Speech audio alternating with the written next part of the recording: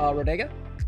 Hello? Hi. Hey, how's it going? Oh, sorry. I didn't mean to make your ears hurt. Oh no, that wasn't you. that That was- was my partner. You're fine. I have Okay. both my headset in. I didn't realize that Poppy had one ear out. So, go yes. So, if I'm understanding it, do you want to restate your question that you put inside the forum? So mine's a little off here. I'll just say that I've been a GM and player of TTRPGs for about 20 years now. I've run everything you can imagine from 3.5 to you name it. I've done it. Yeah. Help people build worlds. So you are very aware that there's a certain stereotype when it comes to the kind of people that play these games. Mm-hmm. But my opinion has always been that this stuff is for everybody. Everybody should love TTRPGs because there is no limit to what you can do with the imagination and the mechanics. But whenever I put out my calls and say, hey, you want to, who wants to, roll some dice and drop some characters, the same people usually show up. So, and again, there's a stereotype to that. So why do you think personally, or at least in your experience, do you think that more people who are BIPOC or LGBTQ or even just general women don't play these games, or at least in the popular perception, they don't play these games? Is it just having to deal with the grognards, or what are your thoughts? So to give people some clarity, a lot of tabletop gaming in general, not just RPGs, but also board games, card games, whatever else. A lot of those communities are still very much largely a lot of white men, a lot of white cis men. So go ahead. I had something you're done. Oh, I mean, I can go into some of this too. Yeah, I was just going to add real quick. I think part of the problem is a perception issue. I don't know what groups you're running, so I can't say for sure. The only thing I was going to add is that from my perspective, one of the major issues is that it's not that these people aren't playing the games, it's that they're not playing the games necessarily visibly in the same circles. So what I found is that there is a perception in a lot of times with BIPOC or queer people where there is that stereotype, and because groups tend to become very insular, that is, they tend to be a lot of the same people again and again, what ends up happening is that there is a perception that those groups may not be safe, and as such, there's less of a likelihood to take a risk. For if you're a cishet white guy and you want to go to a tabletop game with a bunch of people you don't know, that's a relatively low risk affair for you. If you're a trans woman, no, it's a pretty hit or miss thing. Because the problem is that not only can you show up there and accidentally run across a transphobe, because lots of people play these games. I mean, we can talk about like the way that some of the changes with Dungeons and Dragons, not the specifically open license stuff, but the other stuff, like changing the name of races to species or whatnot, and how poorly that was received by a lot of right-wing gamers. Like, there's a way in which there is still a very strong connection some people in conservative-leaning groups have to these things. And so what I tend to find is that if I was to show up at a pickup game, the issue would be is that I could run into people who either A, are going to misgender me, are going to attack me, or quite frankly, like, even if they don't, they might start hitting on me. Like, there's enough examples of that. Like, you can watch Crit Crab videos talking about like the number of times where creepy guys will show up to a game and like be really weird. Oh, I think if we're being honest, we've all had to deal with that guy. That's true. My personal my personal, and this is just for anyone here. And please, if you love TTRPGs, if you want to try TTRPGs, don't let, as awesome as Crit Crab is, as hilarious as he is, don't let it put you off. If you want to try this, get friends together. It's awesome stuff. It's always recommended. But best story ever, I'm sure it's something most people can relate to, is just that I had a GM who, there was one female player, and he, will air quotes here, made his move, and she shot him down, and he proceeded to just be very, very cruel to her character from there on. The thing is this is my surprise Pikachu face, because like Yeah, no, Like, no one's ever surprised by these stories, and I get you completely where it comes from. That there is a stigma that comes, that there's just a lot of very problematic neckbeards with boundary issues. Well, and not even that. I'll actually go one step further on you. If someone's a DM or a GM or a master of ceremonies or whatever term we're using, storyteller. Yeah. You should never hit. I'm going to be really hardline here. You should never hit on anyone at your table.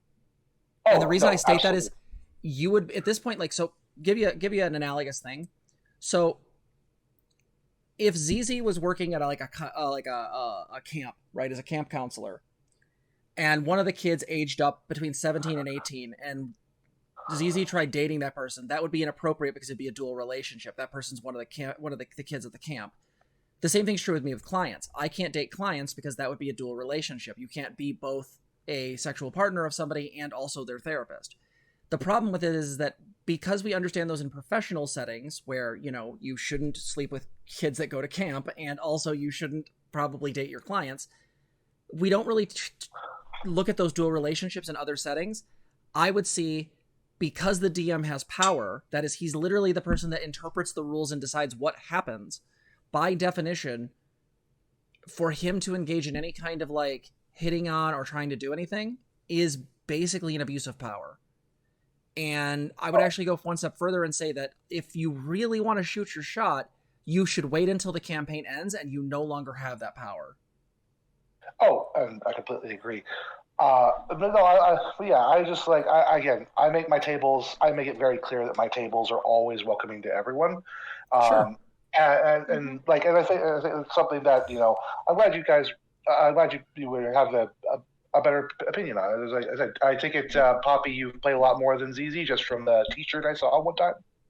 No, it's not really that. It's that ZZ and I tend to play together fairly often. It's that I'm just older and I have a lot more experience via that. But other than that, ZZ's been gaming for quite some time. Yeah, I like other. I don't know. I was in some games for long time. My games have some sad endings. I got out of a game. Don't they all? Well, I got out of a game when my character was essentially date raped one time. So I was not talking. I meant more in the tragic backstory kind of thing. Oh no! At one point. Yeah. Oh no! I wish it was a tragic backstory. Oh geez, that would be way better. So I am not always big on role-playing games just because migraines make it hard. I really, really like tabletop games. That's my jam. There's actually a couple conventions around that I love going to as well. And luckily in those spaces, both of those have done a lot of work to make the community accepting. One in particular, we still have a very large portion of the con-goers, are older white men, but all of the management tries really, really hard to make this as accessible to diverse people as possible. And so I really appreciate that, because I think part of it is there's either active sexism or just creepy things that happen because of it in communities still, or that hurts. Sorry, but you keep getting loud. Okay, sorry, it hurts. Okay. It hurts my ear. Okay. Or you kind of get the background stuff where you'll be playing a game and they'll just kind of be sexist in the game, and you'll start just noticing weird things where oh yeah, no, all of the women NPCs are the same person. Okay, and they're all a copy pasta of somebody's mother. That happened. So I mean, sorry. Mm-hmm. I mean, there's literally a thing in a lot of TTRPGs, I'm sure both of you called the law of female armor. Mm-hmm. The less it covers, the more it protects. True. Yeah. As a lesbian, as a gamer, I'm horrified, but as a lesbian, I'm happy. So 6 of one, half a dozen of the other. But yeah. But like I said, I'm glad you guys enjoy the. I'm glad you enjoy the hobby. You're both awesome, by the way. You're both awesome, by the way. A Vosh clip brought me to you too, and I've been watching ever since. So, neat. Yeah. But I just want to say thank you. Real quick before you go, before you go, let me actually say this real quick. This is kind of to everyone out there, but if you want to make your table more accessible to queer people, oh yeah, that's where I was. Yeah, I think you were going to. Is like, so yeah. I guess like my tips for that would be as one, be as clear about upholding pronouns, like doing pronoun circle, getting everybody about that. Because one of the reasons I do this is not only because I think it's important to not assume, but also because, and this is the really important thing, if somebody's like a closet transphobe and like you want to shake them out, asking them for their pronouns is the quickest way to watch them like turn like tomato red and lose their shit. A better one, and this is going to come from a 20-year person here. There are 3 ways that I have found that are the easiest ways to just sort out that guy. The first one and the easiest one is just, I know there's people who like this, but just ban, if you're not running a very specifically evil campaign, ban evil characters. And the specific reason is the kind of people who play those characters generally make a lot of problems, and there's a very specific reason. And I've never had them survive more than a couple sessions because they always betray the party because you're evil. Why wouldn't you? And always post a very clear harassment policy. Like my thing is always been, you are warned once and then you're kicked.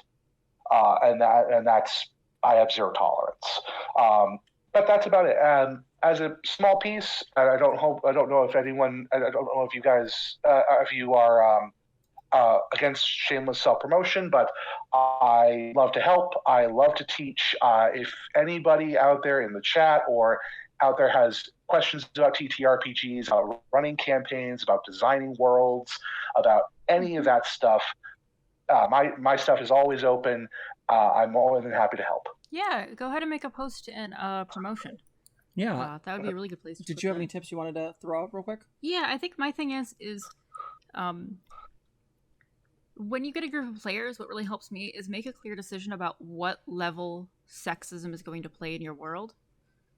Right? A lot of us deal with sexism day to day, and so playing in a game world can just get really weird. But if you're playing in a really sexist world, yeah, there's some tropes that could happen with, but also those tropes are likely to just cut out queer folks in the first place. And finding good places to advertise to people is the other one. Just, figuring out like what queer spaces there are and being like, hey, why don't I put my posters here this week and see what happens? I think that's my other one. I would also add this, and this is kind of my final thought would be is try to, if you have a regular group, to have a once a week, like once a month, like really, like maybe one week out of the month kind of thing, where you guys have somebody in the group run a one shot just for shits and giggles.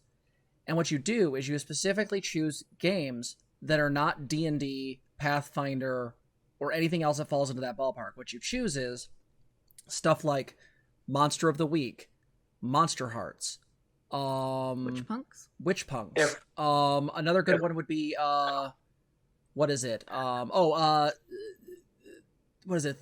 Thirsty Lesbians? Yeah. Thirsty Sword Lesbians? That one, yeah. Yeah. Pick things that are going to immediately in some way push people to be in new perspectives. That's the thing I think would also be good.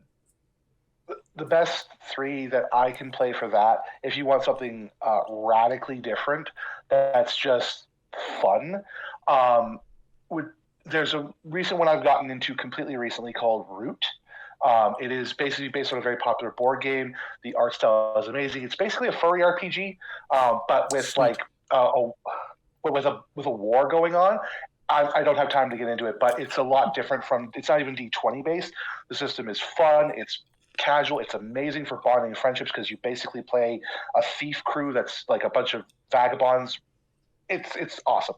I get to be a furry and a thief based. Oh yeah, no, it's amazing. If you want a link, Poppy, I'll send one to you. I have all the books. I'd be more happy to share. The other one, if you are looking for something that is now, I don't recommend this one lightly. It is esoteric to the nth degree, but it is literally called Babylon 5 Wars. Imagine Stellaris, but as a tabletop game. this is that. It is available. It is free now because the company that makes it went out of business in 2002, but it is kept alive by a fan community. You play governments. There are ship sheets, and the best part is because it's totally fan driven. Every single sci-fi property you have ever thought of, I don't care what it is, Star Trek, Star Wars, Babylon 5, whatever your favorite sci-fi property is in this game. And we just throw it all into a blender and say go. And then the other one, just for love of over the top wackiness, is Exalted. Exalted is D&D on steroids. I'm gonna interrupt for a second. I ran an Exalted game for 2 years that burned me out on DMing because I was reading. I was playing second edition, and we had over 300 XP characters by the end. Yeah. So when people could literally like knock people off the dome, and if you've played Exalted, you know what I'm fucking talking about. The thing is that, so like, the one thing I have to be really careful with that game, and I'm going to just let people know, is the caveat is, do not run high-level games unless you know what the fuck you're on about. And two, is make sure that you are absolutely sure you know what you're getting into, because it is D&D on crack, and all the best and worst ways. That's my only caveat. The one I will also throw out there, and this is another tip real quick, is just, I think it's really important at the beginning of the game to establish what rating you're doing the game at, right? Is this a PG-13 game? Is this an R-rated game? I also think having black cards to shut down scenes is good. Fade to blacks is good. There's a lot of really good tips inside the Monster Hearts book. I highly recommend that game for at least ideas of like the game philosophy. Witchpunks does good on this too. Yeah. For Exalted, the biggest thing with Exalted is that at lower tier and mid tier play, it's okay. It moves at a pretty good, decent clip. But when you get to high tier, when you're calculating everything out, especially when I played second edition too, it was literally like one person can take a half hour just to do their combat turn, because there's just a list of chaining combos that you set off. Well, and not to mention you have stunts, because you can then add dice for fucking like describing it better. And then on top of it, like the other issue we got into was when you're doing a high-level Exalted game, you start to realize some things. Second Ed proved this. I don't know about Third Ed, but Second Ed did prove this. Essentially, the usurpation is impossible. Mechanically, it's impossible. Yep. And then you start wondering, like, why did you start to get into some weird conspiracy theories of like, did the Solars do this to themselves? Were they on crack that night? Like, what happened? Yeah, or like how much did the Sidereals know, and when did they know it, because of how Sidereal martial arts work? Oh, God. And like, yeah. But no, the other part, it is very much D&D on crack. But I also advise everyone, of all three systems I've mentioned, not a single one of them, well, B5 Wars a bit, is D20 based. So if you are used to playing Dungeons and Dragons, these are hard lefts, all of them. That's true. But they are all fun in their own way. And the thing, that honestly brought me to the other thing. Have you kept up and seen what's going on with the OGL? Rain, one of our mods, has been keeping up with that more than I think we have. Yeah, I know a little bit about it because I've been hearing it from like sideways stuff, including like what is it? Okay. Like Moist Critical and a few other people. I know what's going on. My best statement about it is it's kind of shit. I don't. My big issue is that I think everyone else has always made really good critiques about this. I think it's pretty problematic, and I'm just gonna keep doing what I've been doing, which is just downloading their PDFs and using those. Like I haven't paid for a single D&D book I own, so I have literally cases, not shelves, cases in my home. I have one bookcase that is just D&D, and then one bookcase that is everything else. I had that for the old World of Darkness. I can't do it again. Oh, were you a Masquerade or a Requiem? Both. Okay, I started on Requiem. I missed the original because I was playing other things around the time, so I came in at Requiem and Forsaken. I really like Requiem. I think Masquerade is quite good. I think the thing is that you're really just playing two different games. I know there's a lot of people who got butthurt because they thought that they were basically just redoing the same games. Requiem is a very different flavored game than Masquerade. Oh, absolutely. It also takes out of the equation the jihad and various other like aspects of Vampire, like the overarching plot that I think can be really good if you don't want to deal with that shit. So. Oh yeah, the best part. That was the best part about Requiem was that vampires don't know where they come from. Sorry. I was gonna say, but yeah, no. As far as the open gaming license nonsense, yeah, no. I mean, it's very demonstrable that Hasbro Wizards of the Coast is in the wrong. I'd have to do more research on it to give you like specifics, but yeah, it's not okay. Well, yeah, they basically tried to make it legal for them to steal it. For those in the audience, real like super better videos brief here. The whole thing was that they tried to make it legal to steal from you. If you made fan art, if you made your own game, which pretty much everyone does at certain points with Dungeons and Dragons, and you decide you want to publish it, you basically, if you want to publish it now, you have to give Wizards the right to publish your material themselves. Specifically use your material. Yeah, specifically the data on it is that if you post third-party content, this can be everything from posting your own book or being Critical Role. But basically what happens is that if you're over $750,000, they can claim royalties. But even if it's under $750,000, what happens is that they still have the right to at any point revoke the license. There's a specific clause in there that lets them revoke it, which means they can just shut down whatever your property is. It's actually really, really predatory. It's actually worse than that, because the best thing is someone pointed this out. Technically speaking, because part of it is you give them a sub-license to use your thing however they want. Technically, and of course, in the contract, you have to waive your right to sue them. Basically, what they could do if they wanted to was you have a project, they decide they're going to publish it, they give you 30 days notices that says you can no longer publish it, but they still can because you gave them a permanent, irrevocable sublicense, and they don't owe you anything and they can't sue you. And you say you can't sue them. Yeah, no, it's again, I can't go into all the specifics I do know right now, but I would say that like it is very much I think it's a very good reason to pull out of all Wizards of the Coast properties. That's really just what I think. There are other games out there. I actually think highly recommended if you're going to spend your money and you have a limited amount, buy third-party games, things like Monster of the Week, like I said, Monster Hearts, the games that you mentioned. Pick games that are not going that are going to allow for you to be able to do creativity and have fun. Yeah. Mm-hmm. Yeah. Well, it's been really good talking to you. I hope both of you have a wonderful evening, and I hope ZZ's migraines are mild and few. Thank you so much. You have your wonderful night. Have a good night. Bye-bye. If you like this video, please like, comment, and subscribe. Also, consider donating to us. You can support us on our website, transgirltherapist.org. You can also help us on our Patreon, link below, or you can become a member here on YouTube. Thank you so much for watching.